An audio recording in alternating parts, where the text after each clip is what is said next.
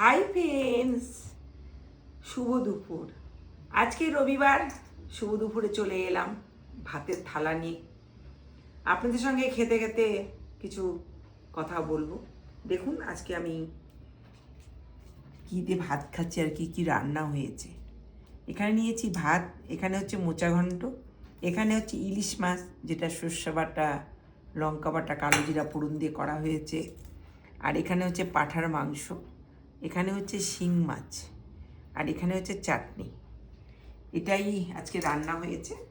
ডালটা খাই না, পছন্দ করি না, তাই নিইনি। খেতে খেতে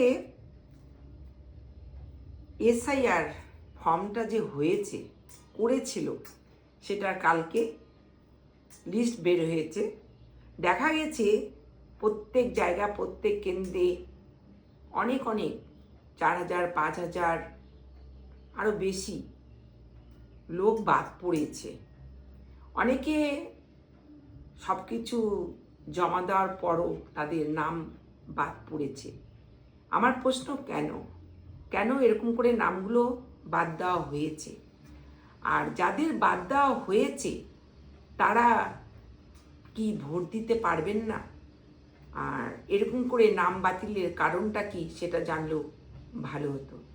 নমস্কার, শুভ দুপুর।